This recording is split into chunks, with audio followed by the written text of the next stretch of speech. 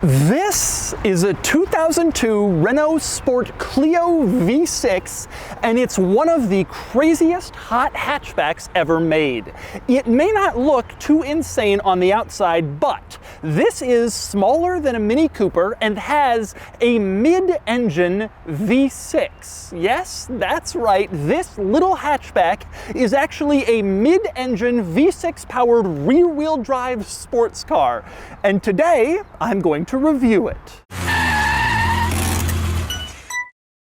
Before I get started, be sure to check out CarsnBins, which is my enthusiast car auction website for cool cars from the modern era, now with free listings. You can list your car for free and auction it on CarsnBins. And we've had some great sales recently, including this Porsche 928, which brought over $30,000 with low mileage. This Ferrari California brought more than $123,000, and this fantastic E60 BMW M5 sold for almost $26,000 with a 6-speed manual transmission. If you're looking to buy or sell a cool enthusiast car from the modern era, the 1980s and up, CarsnBins is the place to do it, with great selection and daily auctions at carsnbins.com.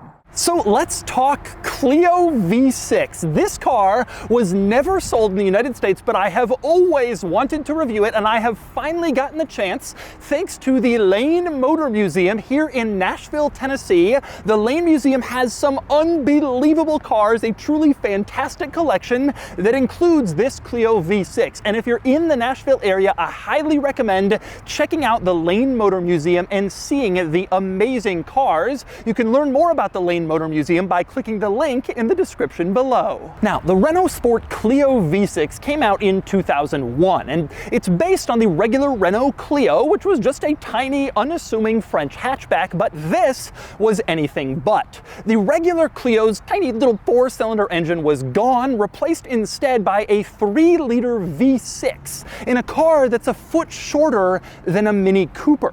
The earlier models, like this one, had about 230 horsepower, and they could do 0 to 60 in around 6 seconds. Later ones got a boost to about 250 horsepower, which brought 0 to 60 down into the 5s. But the craziest thing about this car is the placement of the engine. Like I said, not up front like every other high-performance hatchback. Instead, it's in the middle. They took out the back seats and they put the engine back there, and then they converted it to rear-wheel drive. So this is a mid-engine rear-wheel drive sports car, kind of masquerading as a hot hatchback. Now, these are very rare. Renault only sold about 3,000 of these from 2002 to 2005, and like I said, never sold in North America. I've never seen one of these before in my entire life. And now I'm going to review this Clio V6. First, I'll take you on a tour of it and show you all of the interesting quirks and features of one of the most interesting hot hatchbacks ever made. Then I'll get it out on the road and drive it, and then I'll give it a DOUGSCORE.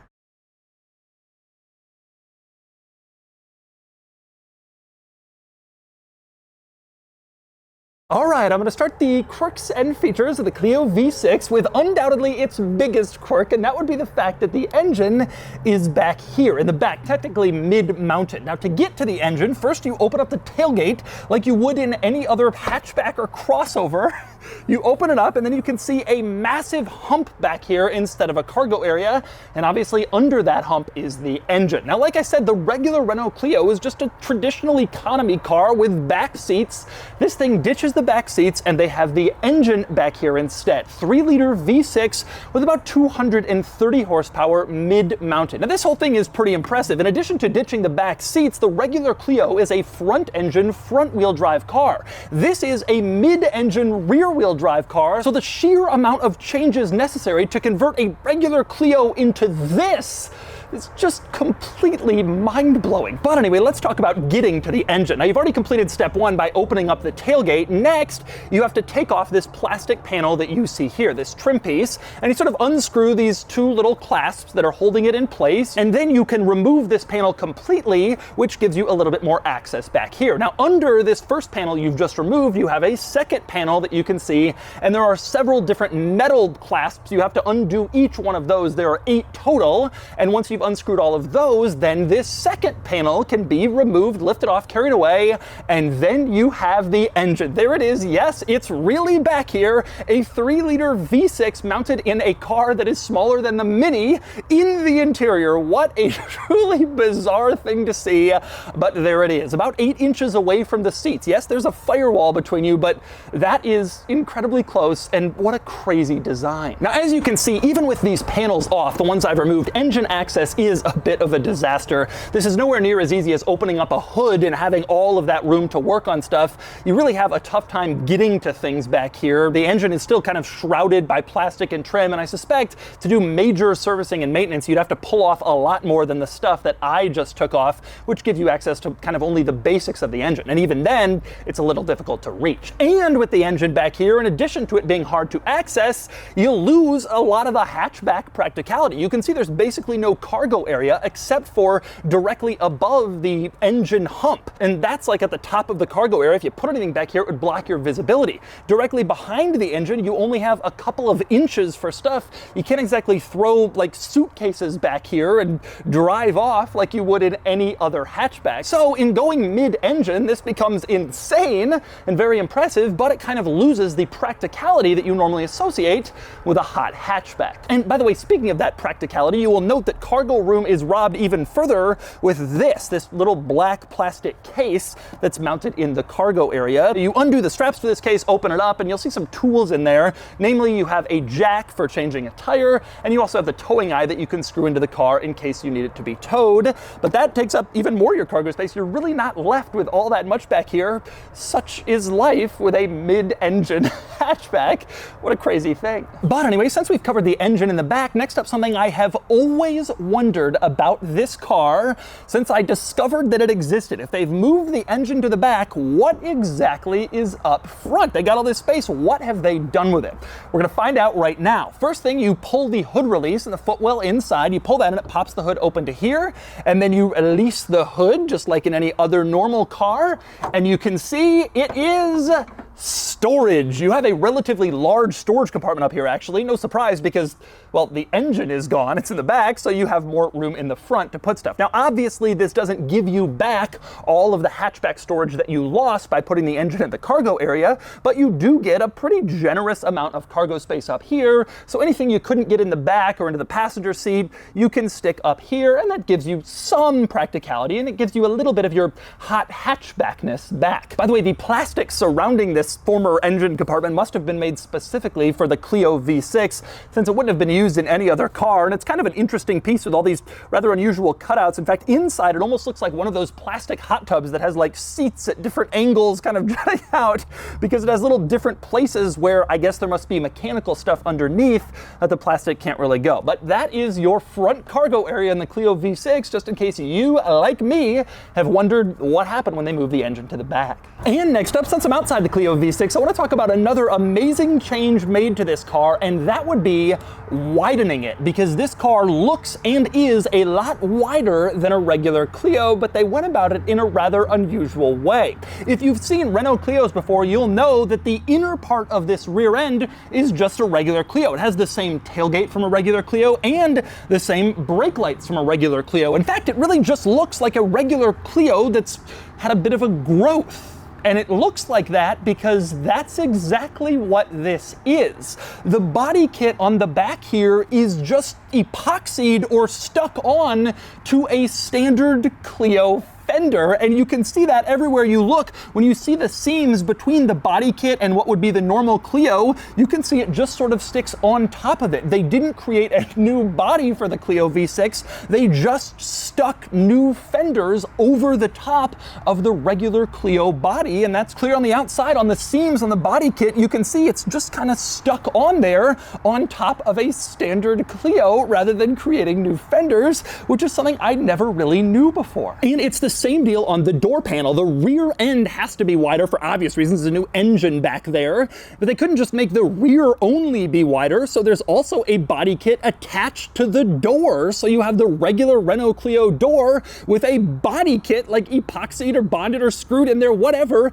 It's just a body panel stuck on top of another body panel, and that's what they did in the rear and for the door. Now, it's worth noting it doesn't look like that's what they've done up front. It looks like the front fender of the Clio V6 is actually a distinctive panel for this car. It doesn't look like there's any body kit like plastered on top of a normal Clio front fender, but everything else for this car, it's not a totally bespoke different body that they created. They just kind of slapped a wider looking body on top of a regular body. I love that ingenuity. Now, in addition to a wider body down the side of the car, it's worth noting Renault also put on a completely different body kit in the rear end, especially on the bottom below the bumper. You can see these massive central exhaust tips sticking out from the car. This is factory, and it looks really cool and really mean, and the wide body look in the back of this car really was a very muscular, distinctive feature for the Clio V6. It really kind of gave people an indication of what you were driving. And next up, now that we've seen Renault created this wide body car by sticking a body on top of a body, you may be wondering why they did that. What was the point of making it wide body? Was it just to look cool? And the answer is no. There are several reasons why this car needed a wider body than the regular Clio. The most obvious is the engine. The engine is now back here. It takes up a lot of space, and so do all the components meant to transfer power to the rear wheels, since the regular Clio is front engine and front wheel drive. And that stuff is going to need a lot of room back here, which is one reason it needs the wider body. Another one is air intake. The car needs to get air into the engine somehow. It can't be using the front grille anymore since the engine's no longer in front, so there are massive air intakes built into the wide body. You can see them on both sides of the car, and they help bring air into the engine, and so you needed a wider body to make room for those air intakes. You also want a wider body for a car like this to fit wider tires. This car has more power. It's kind of notoriously a bit of a handful to drive. You want as much grip as you can possibly get, and that means as wide of tires as you can possibly get. And the regular Clio's tires are probably very small, so to get wider tires on, you need a wider body to accommodate them. So it's not just for looks, although it does look cool. Even though I know it's just a body stuck on another body, I think it looks awesome nonetheless. And next up, some other quirks and features here. Some very interesting things happen when you add a wide body to a car that wasn't designed for it. I'm going to start with the fuel door. You open up the fuel door with a key, and you can see it is a very deep fuel door, and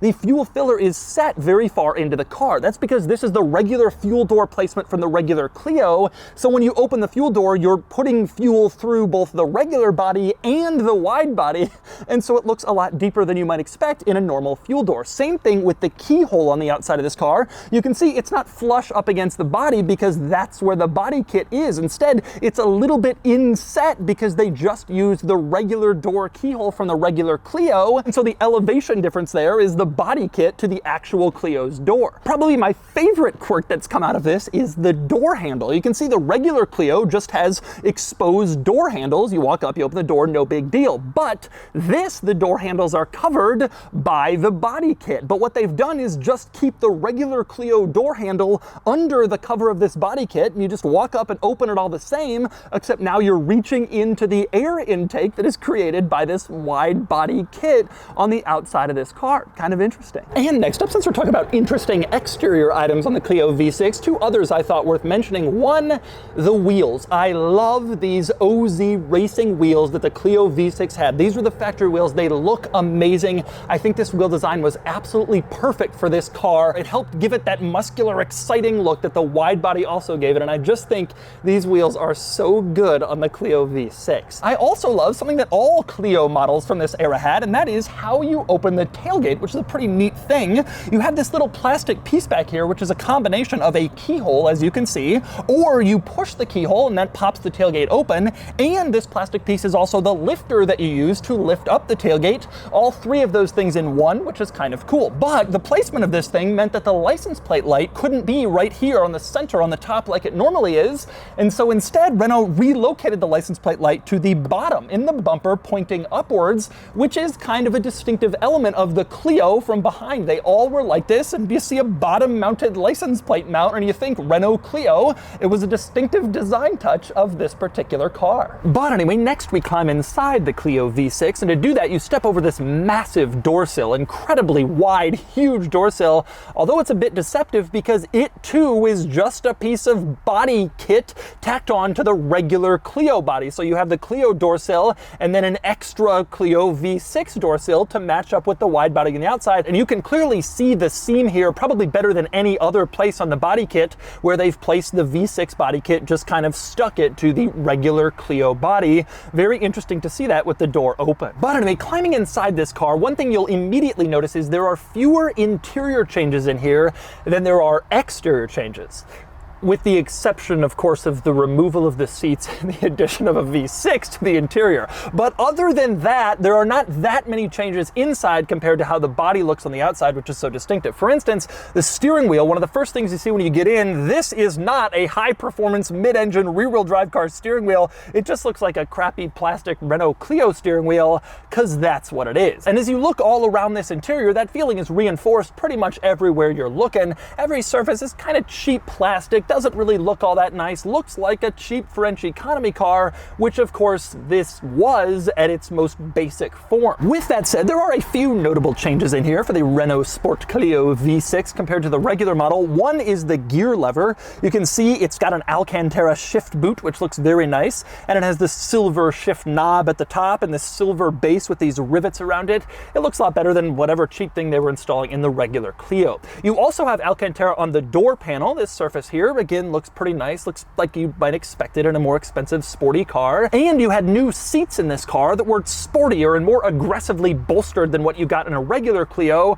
Plus it said Renault Sport on the back, emphasizing that this was the performance version. That was, and maybe still is, like Renault's sporty performance line at the time. These seats aren't incredibly bolstered like you get in a GT3 or some other sports car, but they were more aggressive, sportier seats than a regular French economy car from the time. One last interior change to make this car more exciting, you had a plaque mounted between the seats that actually gave an individual number of which Clio this is. Like I said, they made about 3,000 of these total over like a 4-year production run. Not many of these cars on the road, but this is one of them. In fact, it's number 408. But anyway, aside from those changes to make this car more sporty and exciting on the inside, everything else in here was, like I said, kind of basic French economy car. For instance, there's only one dome light in this interior, not two, one for each side, and there's only one reading light in this interior, although it's movable, so you can turn it on and the passenger can read or the driver can read, but they cannot read at the same time. You can also see the gauge cluster in here, pretty basic affair. It's been updated for the Renault Sport model with a higher top speed and probably a higher RPMs, but it still has this kind of cheap, basic, simple French economy car font that doesn't really look very sporty or exciting. But anyway, since I've covered a general tour of this interior and all the Clio V6 upgrades, I also want to go over the quirks, because ultimately this is a French car, so there are some quirks, starting with the horn situation, which is bizarre. On the steering wheel you have these little buttons for the horn. You press them, the horn sounds, as you can hear. That's fairly standard. But you also have a horn button at the end of the turn signal stalk right here, and you press that and the horn sounds as well. Why did you need a button there and buttons 4 inches away on the steering wheel, all to do the same thing? Nobody knows, but you had it. Different choices for how you could press the horn in this car. And speaking of the steering wheel and the stalks, how about over on the wiper stalk, the intermittent wiper adjustment? There are so many different levels of intermittent wiper. There's like 20 different intermittent wiper selections that you can choose from, just in case you want it to go a little faster, a little slower, a little faster. You have that option here. Next up, another quirk I like, in the center console, right in front of the gear lever, you have this giant lock-unlock button, absolutely huge. Top is lock, and the bottom, the doors are open, but really that's just unlock, and you press that to lock or unlock the car. Next up, you don't have any cup holders in here, unfortunately, nowhere to put cups, but if you open up the glove box, you can see there are crappy little plastic molded cup holders stuck to the inside of the glove box lid. You would never actually want to use those cup holders for anything, but they are there as sort of an attempt at cup holders, just in case you didn't have very strong cup holder demands, but you wanted something. And next up, how about this as a bizarre French car quirk? When you turn on the car, instead of displaying the odometer reading, it tells you that the oil level is okay, and it does that for many seconds after you start the car, until finally it goes away eventually and shows you the odometer reading. I can't imagine why it can't can't show both. I think they did this only to annoy service advisors at car dealerships. When you pull in for service and they got to check the mileage, they'd have to start the car and wait and wait and wait until they get the mileage. What an annoyance, and what a bizarre French car quirk. And next up, another bizarre French car quirk on the radio. Every time you press a button, it beeps. Take a listen to this.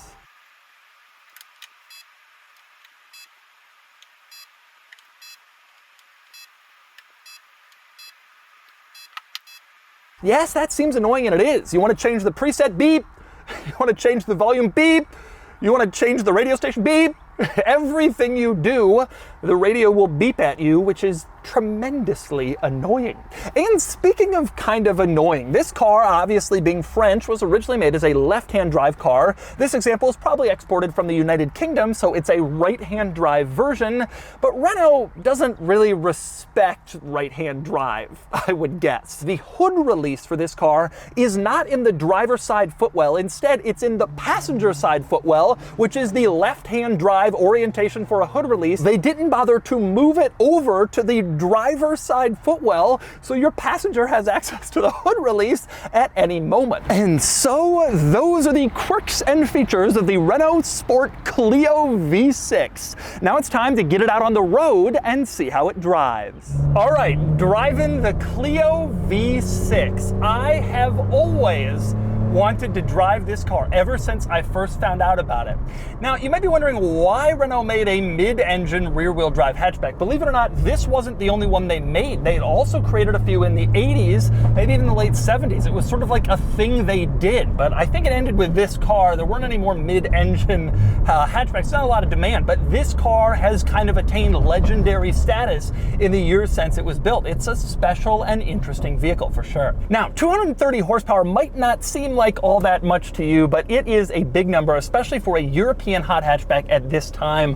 You know, GTIs in this era made like 170, 180 horsepower. A lot of other hot hatchbacks were in that range, maybe 150, and none of them had V6s. To put a V6 in a hot hatchback, then make it mid-engine, then widen it, it was a ridiculous car, and it still is. So first thing you know, when you get in here, you start it and you hear the engine.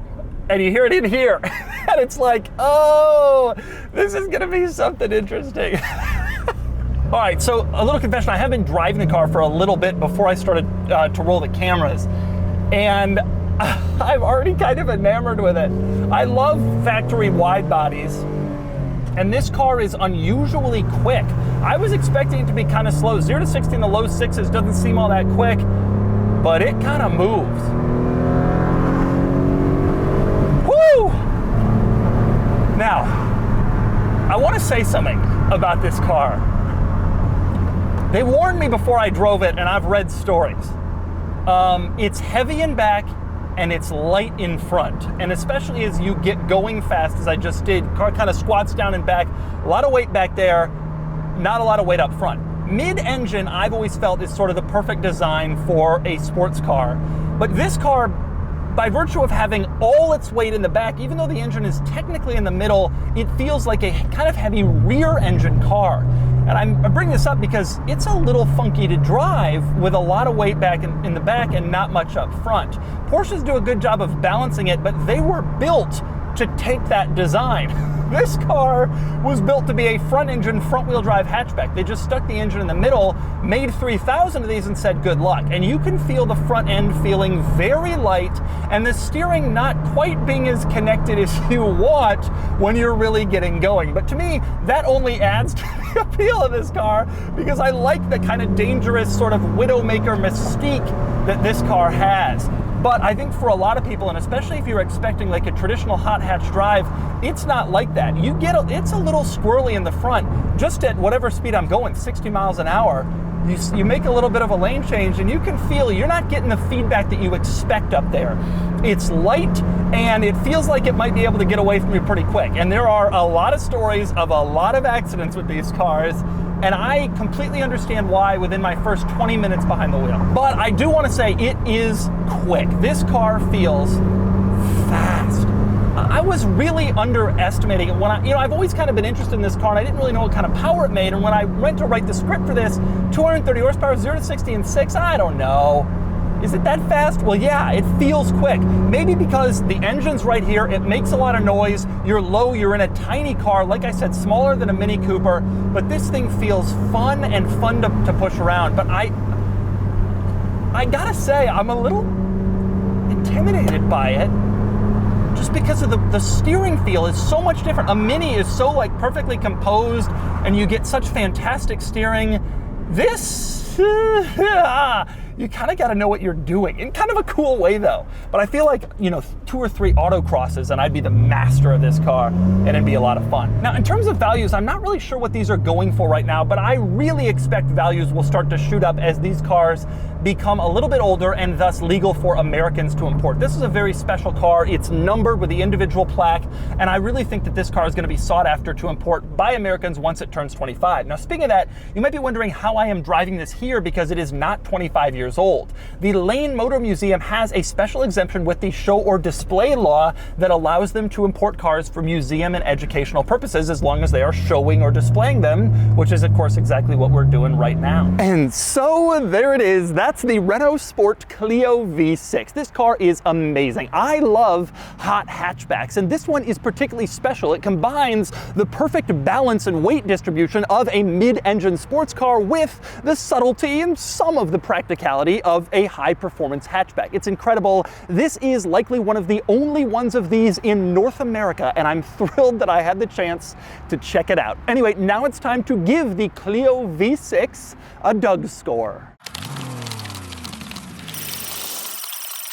And the DOUGSCORE is here, 52 out of 100, which places the Clio V6 here against some other similar cars. Although truthfully, there aren't really any other similar cars to this one, given its rather unusual nature. The Clio score is impressive. It gets a 30 in the weekend categories, which ties big names like the Mitsubishi 3000 GT VR4 and the E46 BMW M3. And it beats out the Euro E36 M3, which is a serious car. The Clio is let down in the daily categories though, as it's not particularly practical and quality is a bit of a challenge, especially finding parts here in North America. Still, what a cool car, and kind of a scary one.